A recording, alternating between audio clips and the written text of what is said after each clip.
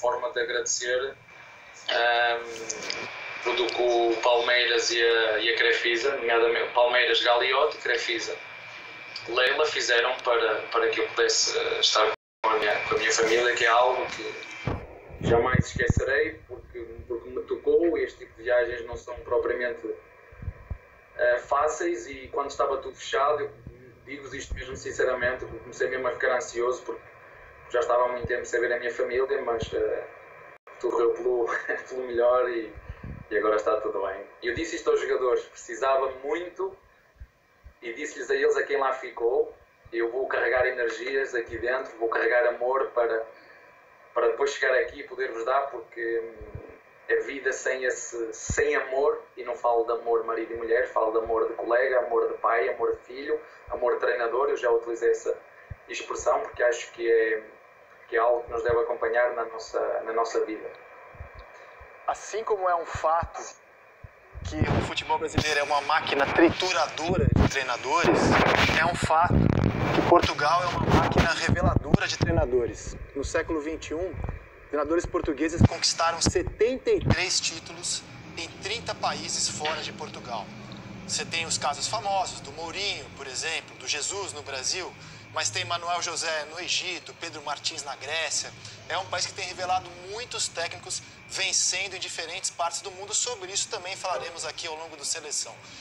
Abel, tô aqui com o Pedrinho, ídolo do Vasco, um dos grandes jogadores da história do Palmeiras também. Pedrinho, o que você quer saber de Abel Ferreira ao vivo conosco? Primeiro, o professor Abel vai ter um ano de folga agora, com essa moral para patroa, vai ficar um ano no Brasil tranquilo. Professor Abel, vou entrar um pouquinho na questão técnica e tática. Aqui no Brasil a gente ainda tem muitas resistências à mudança do futebol, a gente ainda prega muito futebol raiz. E você com ótimas entrevistas, né, falando sobre os resultados. Eu brigo muito, o André sabe disso, sobre a questão da gente olhar o processo e não o resultado, porque às vezes o resultado não vem, mas o processo está sendo construído para médio e longo prazo. Você sente uma diferença no jogo dos atletas, comparando com os atletas europeus, na questão que eles muito mais aqui no Brasil, as ações que eles fazem no campo, às vezes elas são muito mais intuitivas, formadas pelo ambiente, pela pressão, pela atmosfera, e saem um pouquinho dos teus princípios, do teu modelo de jogo. Às vezes você tem um movimento para o atleta, mas se a torcida pressiona, ele faz um movimento para dar um bote que não era para ter dado. Você sente que ainda existe muito essa coisa dessa raiz, o jogador precisa resolver, e ele esquece que dentro de um conceito tático ele pode potencializar o seu jogo individual?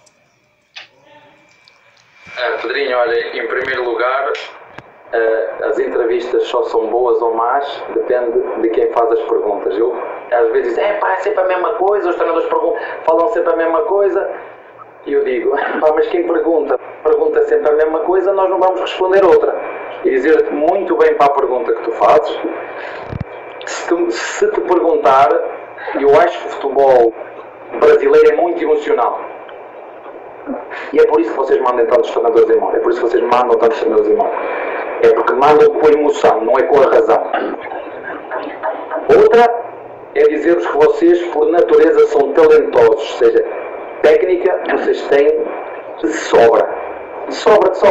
E tu vês jogos da primeira divisão, eles são todos muito bons, e é por isso que o primeiro vai à casa do último e perde, e o último vai à casa do primeiro e ganha.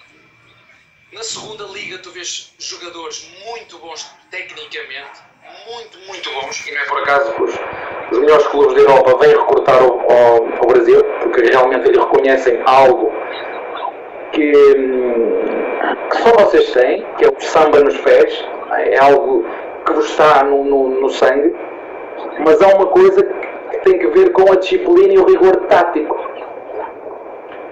E eu concordo com aquilo que tu disseste, e já desafiei, já comecei a desafiar os meus jogadores. Eu quero é ver, e já disse isso a brincar, Danilo, quando tu falhares esses dois passos, a seguir vais passar para trás ou para a frente, se os adeptos começaram a subir. Professor, eu vou continuar a fazer igual. Mas é isso mesmo que tens de fazer, porque quem manda o jogo somos nós, de dentro para fora, e não são os adeptos de fora para dentro, por muita vontade que eles tenham, que a gente jogue sempre para a frente. Não. Muitas vezes o passo atrasado, o passo que nós fazemos, como é que vocês dizem, atrasado ou o guarda-redes ou mais para trás,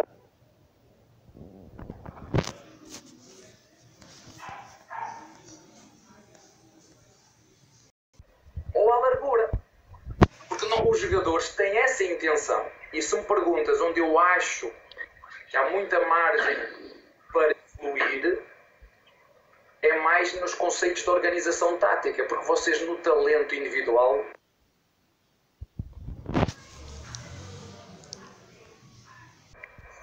e foi isso que eu lhes disse a eles. Se nós deixarmos o ego em casa, se viermos para jogar em equipa, na ideia que eu tenho para vos propor, todos vamos sair valorizados. E não só o centroavante, ou só o lateral, ou só o ponta, e eu contra mim falo. Custa-me agora começar a ler, não sei quem quer o Menino, não sei quem quer o Ampariou, não sei quem quer o Veiga.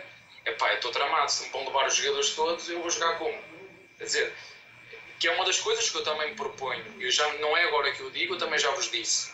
A minha filosofia enquanto treinador é valorizar o espetáculo que é o futebol, os jogadores e o clube. E agora vão dizer, Bel, mas houve aqueles jogos que vocês fizeram que foi uma vergonha. Confesso, foram fracos. Mas também houve jogos que fizemos, foram muito. E depois há outra que eu não abdico, é do processo. Eu posso estar a pensar se vou ganhar, eu tenho que ganhar, se eu não tiver, como é que eu vou ganhar? O processo, o como é o processo. Como? Como é que eu vou pressionar? Como é que eu vou defender?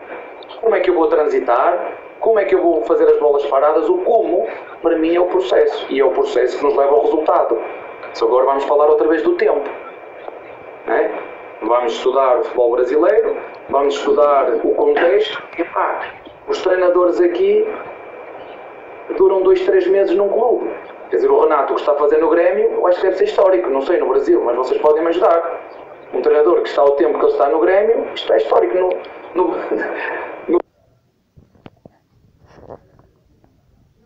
Mas, resumidamente, eu acho que vocês têm muito talento, mas o rigor tático acaba por ser esta disciplina que é preciso ter quando jogam futebol coletivo. Porquê? Porque temos que jogar em equipa, nós jogamos em equipa, tem que haver interligações entre nós e para mim o mais difícil, para terminar, é quando todos dentro do campo conseguem pensar a mesma coisa ao mesmo tempo, aí nós estamos em plena desenvolvimento daquilo que são as nossas ideias de jogo. E isso demora muitas vezes tempo. Mas depois o que junta isto tudo são as vitórias. Porque as vitórias... Tu foste jogador, Tarinho, tu sabes. Um treinador chega, só mete bola, só joga com bola, treina com bola, tudo feito com bola. Não ganha, a diretoria faz uma reunião com o capitão e tal, porque eu fui jogador, este treinador é só bola, para não fazermos trabalho físico, não corremos. Chega um treinador, faz muito trabalho físico, mas não ganha, este treinador não põe bola, e tu sabe como é que foi o jogador, né, reclama de tudo, nunca está satisfeito,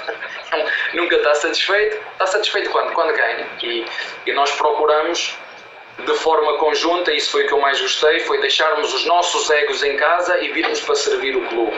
E quando isso acontece e fazemos um bom processo, temos um bom processo, os resultados mais cedo ou mais tarde acabam por aparecer. E eu acredito nisto, mesmo antes de ter ganho. No Braga não ganhei, no PAOK não ganhei, e continuei a acreditar naquilo que eu entendo que é o processo e aquilo que é o futebol do presente e do futuro. Você citava o Renato no Grêmio, treinador do Grêmio desde 2016, pegando o time na reta final certamente. O repórter André Hernan, que acompanha o dia a dia do Palmeiras, agora está conosco e vai fazer uma pergunta aqui ao Abel. Abel, prazer falar com você mais uma vez. Eu ouço muito nos bastidores do clube que o seu trabalho, o trabalho da comissão técnica, tem duas características que chamam muito a atenção. A primeira é a tua capacidade de gestão de pessoas, que isso faz muita diferença, e o próprio Tite, técnico da seleção brasileira, fala muito dessa questão de gestão de pessoas. E a outra é a metodologia de trabalho, que os seus auxiliares, o Castanheira, o João Martins, são muito viciados em trabalho, trabalham o tempo todo. Qual é a porcentagem de um time vencedor na questão de gestão de pessoas e de metodologia de trabalho? Qual que é a porcentagem de um time campeão nesses dois quesitos, Abel? Eu não sei se vocês já viram esta expressão, às vezes um bom treino é não treinar. Pedrinho, já ouviste isso? Já. Agora, quando? Não é? Quando? Quando é que um bom treino é não treinar? Quando é que um bom treino é pegar no jogador no braço e falar com ele lá no canto? Quando? Não é?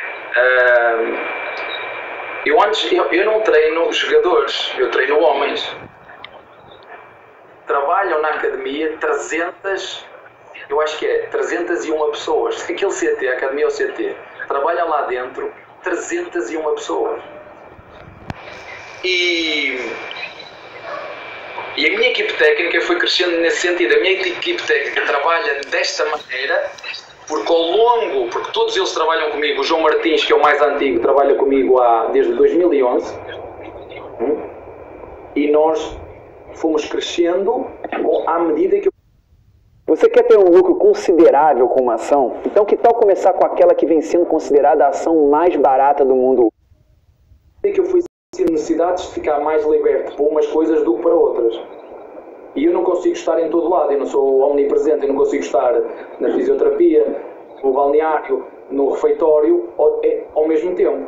E então o que nós fomos fazendo foi o seguinte: o João Martins fica responsável por aquilo que é tudo que tem a ver com ligação direta no núcleo de saúde e performance e o departamento médico. O Carlos Martinho, que vocês, não sei se vocês sabem quem é, mas vocês, não sei se o veem, que ele aparece menos, é o que fica responsável pela análise de adversário, análise de equipa e tudo o que é jogadores que nos chegam para nós avaliarmos, e é treinador também. O Castanheira é a mesma coisa, tem como missão analisar os jogadores que o clube nos propõe para contratar, mais a ligação direta à formação, tudo o que se passa na formação ele sabe. E depois temos o Tiago, que é o analista dos nossos adversários.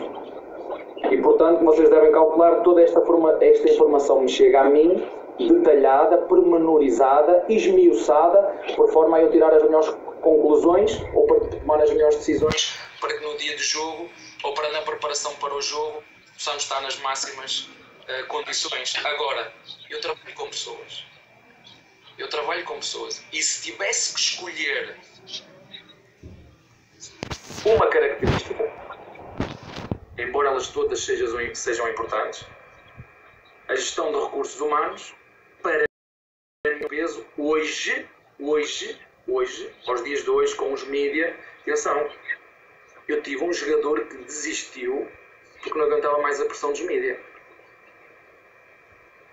Eu tive um jogador que desistiu porque não era por falta de qualidade, não era porque ele sabia muito do jogo, ele era bom, muito melhor que aquilo que ele estava a pensar no momento, e eu usei todos os meus recursos de persuasão para ele ficar connosco, e ele simplesmente não aguenta mais. Portanto, neste momento nós precisamos muito mais de tratar daqui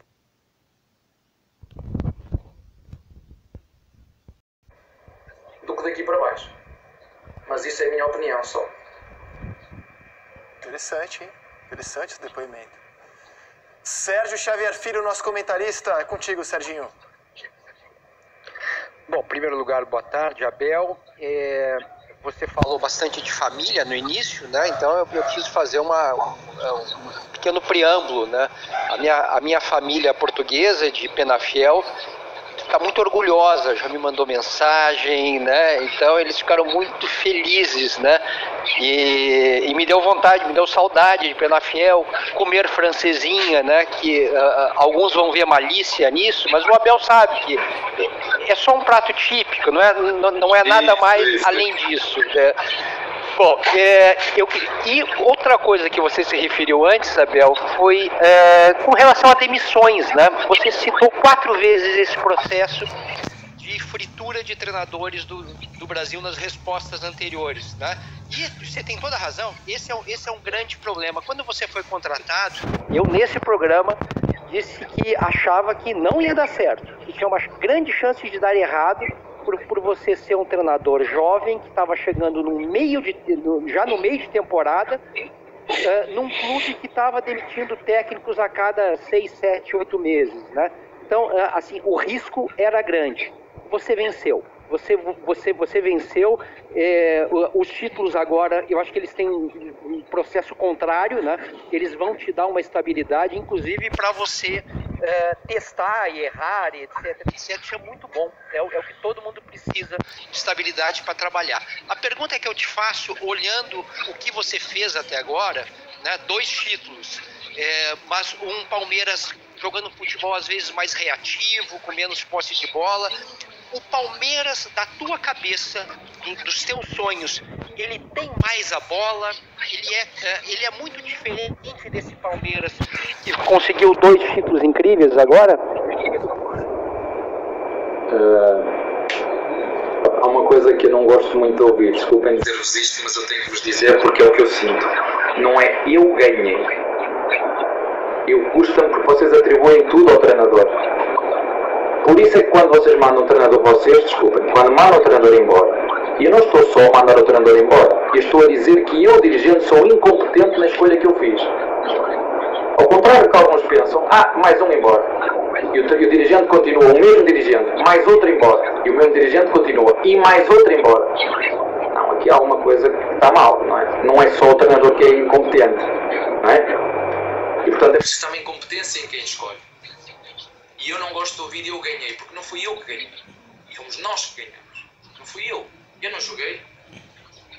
Eu não decidi. Não decidi. Dentro de campo, quem decide são os jogadores. E vou dizer isto com toda a sinceridade. Nem quando eu cheguei, o plantel era, não digo mal, era tão fraco como a faziam crer, nem agora é o melhor do mundo. Não é? Porque aqui nós, no futebol, andamos sempre no 8 e no 80. Não.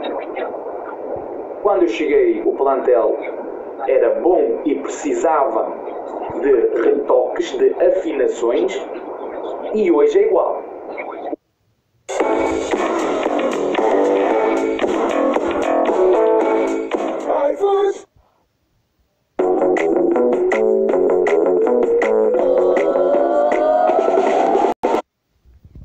O plantel é bom e continua a precisar de afinações. Não é? Agora, foi um risco, falou no risco, foi um risco, sabia que era um risco que estava a correr, sabia. Só que eu tenho 2 formas de pensar.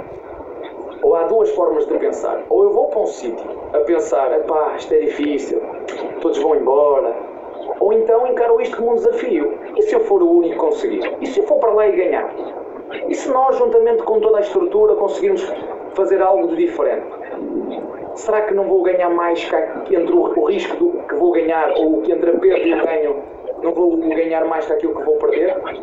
Agora, é difícil. Tu atravessares o Atlântico para um país onde um português foi ganhar tudo, neste caso acabou por ser o Jesus, onde nós portugueses, a nossa maior referência, e na minha opinião a ele tudo devemos, que é o Mourinho. O Mourinho foi para mim é a referência top dos treinadores portugueses, porque ganhou, e nos clubes que ganhou. Uma coisa é ganhar nos grandes clubes, outra coisa é ganhar no Porto, no Chelsea, que não é um grande clube, é um grande clube, mas não é os 3, 4 referências, ou com história no Brasil, em Inglaterra, e portanto é muito por aqui que eu falo. Nós ganhamos, muitas coisas em determinados momentos nos correram bem. Todos nós gostamos de um futebol lírico, e eu vi uma equipa que andou muito tempo em primeiro e que forçava determinado tipo de jogo a construir a partir de trás. Em determinado momento era espetacular, a partir de determinado momento começou a ser criticado porque queria muito forçar o jogo apoiado, queria muito forçar o jogo propositivo, queria muito ter o controle de bola, mas há uma coisa que vocês têm que perceber, é que a partir de determinada altura os adversários começam-nos a observar. Esta equipa só faz isto, esta equipa só faz ligação curta, guarda-redes, zagueiros lateral médio ponta, e não há momento nenhum que haja variabilidade no jogo. E eu, quando falo de jogo, não há só uma forma de atacar ou de fazer golos, que é no futebol propositivo, em que nós chamamos jogo de posições, em que é só o toca. Não, se o adversário está atrás da linha da bola e nós fazemos isso, e eu abro o jogo sem problema nenhum, se eu tenho 10 jogadores atrás da linha da bola, o meu ataque, eu chamo-lhe o ataque posicional, tu tens que ter um jogo mais calmo, tens que ter mais, tem que ser um jogo mais temporizado, tem que ser um jogo onde penses mais, que é para não perder a bola. Agora, se eu estiver a defender e eu ganhar a bola, se naquele momento o meu adversário estiver desorganizado, eu vou entrar em ataque posicional? Não, eu tenho que acelerar, eu tenho que andar para a frente. O objetivo é fazer golos e ganhar o jogo. O objetivo não é quem faz mais posse de bola ganha. Mas a posse de bola serve para controlar o jogo. Claro, se eu tiver a ganhar 2-0, os meus jogadores têm essa capacidade para controlar o jogo com bola, vamos fazer isso, porque não? A melhor forma de defender é tirar a bola ao adversário. Eu, se não entregar a bola ao adversário, não sofro golos. Agora, eu costumo dizer que há 4 formas de fazer golo. É no ataque posicional, ou vocês chamam o jogo propositivo, né? Eu chamo-lhe o ataque posicional. Há o contra-ataque, há as bolas paradas e há a criatividade individual dos jogadores. Né? Por exemplo, estou-me a lembrar aqui do golo do Rony contra o São Paulo. A bola entrou no Rony, ele vem para dentro 1 contra 1, saco. Foi o treinador. Não. É ele, é a qualidade dele. Foi a criatividade dele. Agora há outros golos que nós fazemos que têm a ver com o jogo coletivo. Portanto, eu não faço só. E às vezes, quando eu tiro tempo para ouvir gente competente a falar de futebol, eu quero relembrar as pessoas que não há só uma forma de atacar o adversário. Não existe só o jogo propositivo. E não foi por acaso que o Guardiola veio buscar um guarda-redes a Portugal, que por acaso é brasileiro, não é? Que lhe dava uma coisa que ele queria, era jogo curto e jogo longo. E eu, para vos definir a minha forma de jogar em 4 palavras, digo-vos isto: a forma de jogar em ataque é dentro, fora, curto, longo. Esta é assim que eu explico aos meus jogadores como é que é a nossa forma de atacar. Dentro, fora, curto, longo. Dentro, fora, curto, longo. Dentro, fora, curto, longo. Eles ouvem aqui dentro, fora, curto, longo. E depois acrescento outra. Cada jogador tem que ter 3 linhas de passe: apoio, largura e profundidade. Apoio, largura, profundidade. E agora qual é que vais escolher? Aí tem que ser a cabeça dele que vai ter que escolher qual é melhor. É para jogar em apoio? Estamos a falar um passe a 3 metros. É para jogar à largura? Eu falo jogar no ponto ou no lateral, não é? Como é que se chama? Vocês chamam o ponto ou nós chamamos de extremo. No ponto ou no lateral. Ou para jogar à profundidade, é nas costas. Qual é que vai ser? Vais ser que tu a decidir. Tens que ler, interpretar o jogo e tomar a decisão que o jogo está a pedir. Agora diz-me assim: mister, e se nós estivermos debaixo de assobios, será que eu vou conseguir fazer isto? Vamos ter que treinar debaixo de assobios, porque eu sei, tu sabes o que tens que fazer. Não é? A confiança, às vezes quando falamos de jogadores, qual é a confiança que eu tenho que ter quando entro para dentro de campo? Qual é a confiança que eu, aluno, tenho que ter quando vou fazer um exame? Eu estudei ou não estudei? Não estudei. Aí sentes-te nervoso. Claro, se não estudaste, tens de te sentir nervoso. Porque vais chegar lá e vais reprovar de certeza. Agora, se tu te preparas e tu sabes o que tens que fazer, se chegares dentro do campo, fizeres o que está no plano, fizeres o que está no processo e no final perdes o jogo e o treinador assume a derrota. Agora tu tens que fazer o que está no plano. Temos que estudar, temos que nos preparar, porque vocês qualidade têm.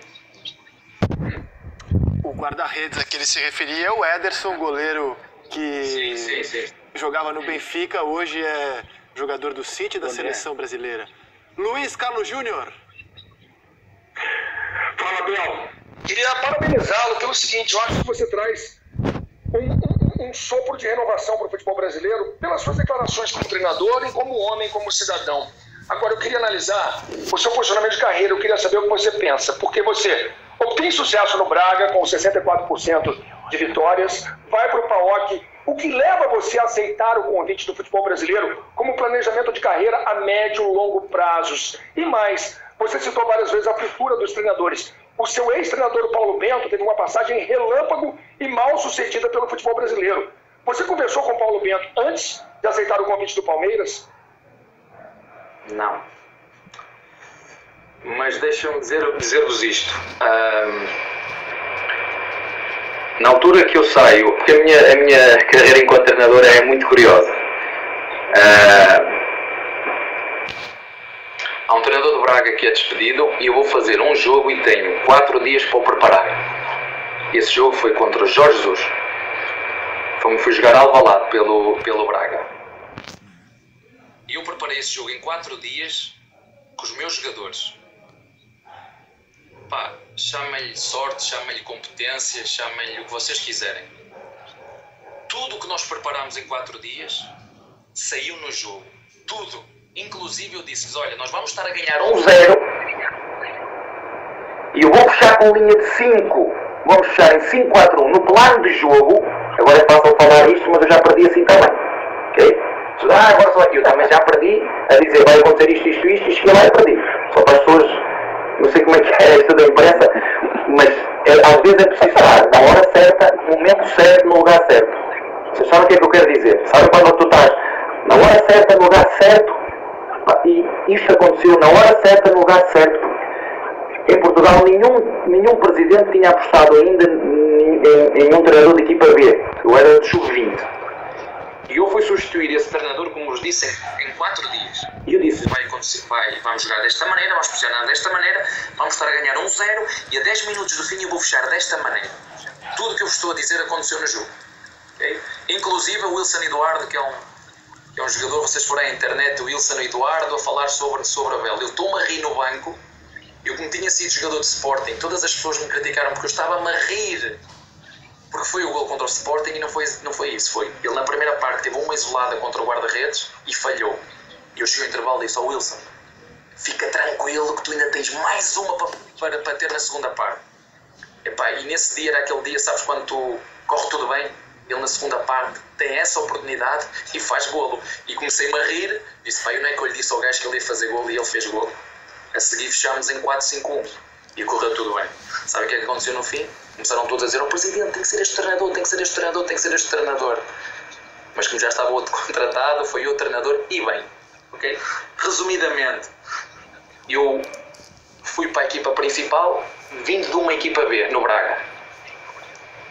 Toda a gente, interrogações a todo ponto, mas este treinador não ganhou nada, não fez nada, vem da equipa B. Pá, só tens que fazer uma coisa, é acreditar naquilo que tu fazes, que é assim que os jogadores de futebol crescem. Bem da base, não tem nada, tem que trabalhar, tem que mostrar, tem que estar preparados para a oportunidade, que é isso que eu procuro fazer com a minha equipe técnica e digo isto a todos os guris que vêm da base. Prepara-te, olha, posso-vos dizer que vou dizer quem foi, não problema nenhum, Giovanni. Professor, o que é que você está pensando para mim? Eu, olha, mestre, ainda agora chegou aqui, já está a dizer o que é que eu estou pensando para ele. Diz, olha, reza todos os dias quando acordas e quando deitas, só o facto de estás aqui a treinar connosco. E não te preocupes com o resto e trabalha todos os dias como tens feito até aqui. Mas você viu o que é que ele já queria? Queria perguntar o que é que eu tinha já para ele, não é? Portanto, temos que trabalhar e estar preparados para quando a oportunidade aparecer, podermos mostrar. Foi isso que eu fiz no Braga. Ganhamos 0 títulos. Vai lá ver quanto é que ele faturou em vendas. Vai lá ver quanto é que o Braga faturou em vendas de 2015 a 2000 e eu tive lá 3 anos. Vai ver só quanto é que o Braga faturou. Não ganhamos nada. Títulos, olha, 0. Fui para o PAOK. Cheguei ao PAOK, toda a gente... Pá, mas como é que é possível pagar 2,5 milhões de euros? Em reais é vezes 7 agora, não é? É 2,5 milhões vezes 7. Não ganhou nada. Eu ia para um clube que tinha sido campeão grego, a Copa, e tinha ganho a taça, o campeonato e a taça. Lá fomos, fizemos uma época regular, ficámos em segundo, o Olympiacos é uma equipa fortíssima, ficámos em segundo. No ano seguinte, que era o sonho do clube entrar na Liga dos Campeões, conseguimos eliminar o Besiktas, conseguimos eliminar o Benfica e depois caímos com o Krasnodar, que é uma equipa também muito, muito boa. Passado um mês, o Palmeiras liga-me sobre a possibilidade de eu ir. E eu lembro-me perfeitamente de ter falado com a minha equipe técnica, pá, vocês querem ir para o Brasil? Palmeiras. E um elemento da equipe técnica disse, Mister, esse clube é dos maiores clubes no Brasil, dos maiores.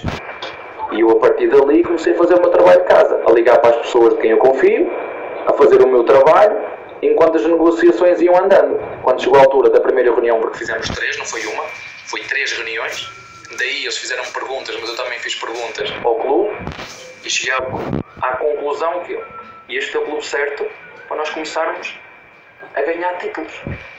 Epá, mas também se não for ali também não vai ser em lado nenhum, porque é um grande clube, nós temos todas as condições, vamos, olhamos uns para os outros, vamos embora. Nós tugas como somos, queremos ir descobrir mundo, vamos lá atravessar o Atlântico.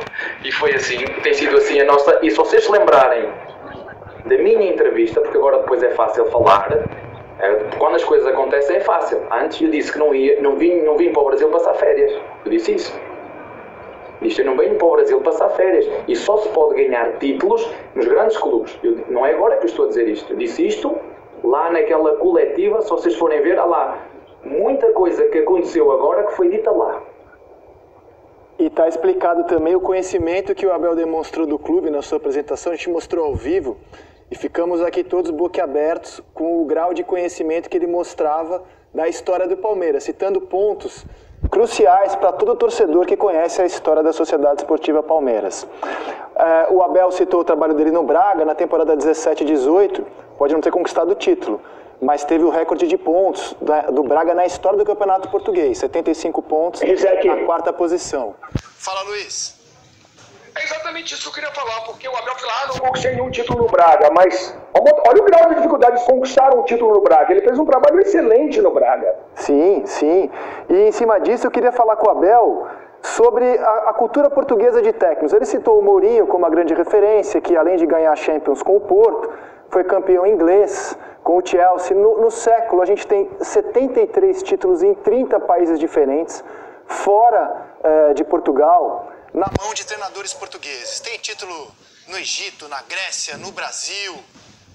E eu queria saber do Abel justamente sobre isso. E são técnicos diferentes. Não é que há um jeito português de jogar.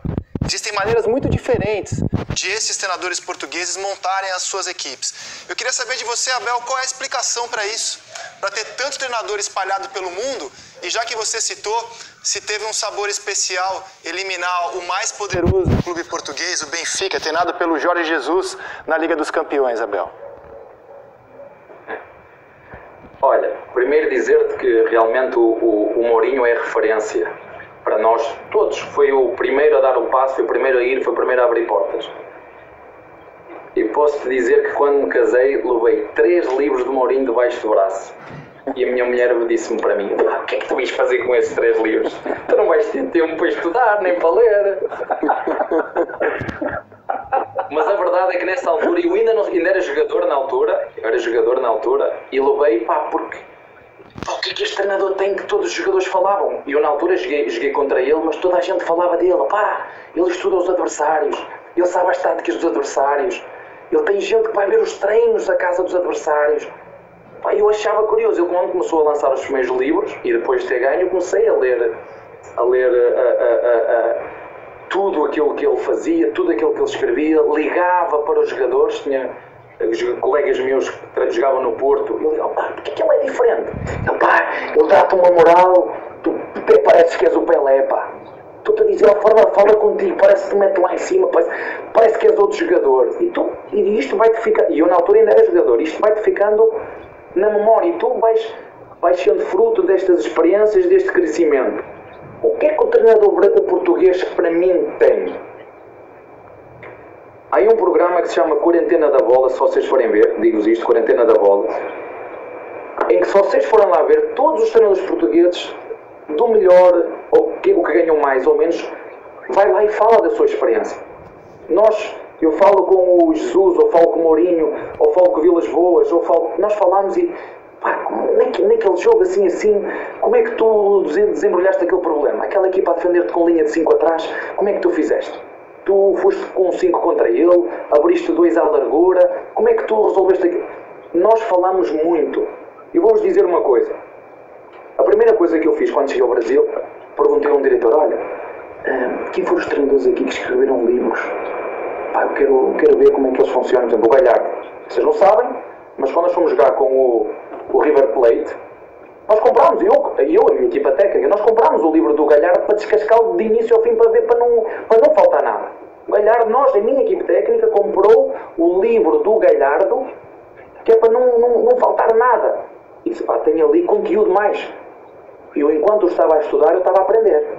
E posso-vos dizer que no jogo contra o Corinthians em casa, utilizei um movimento, não vou dizer de que setor foi, que vi no livro do Galhardo que tivemos a estudar. E disse, isto faz sentido na minha cabeça. É grande ideia. E eu só fiz isto porque estas equipas fazem muita marcação individual e tu, para te libertares da marcação individual, estes movimentos abrem-te o espaço por dentro.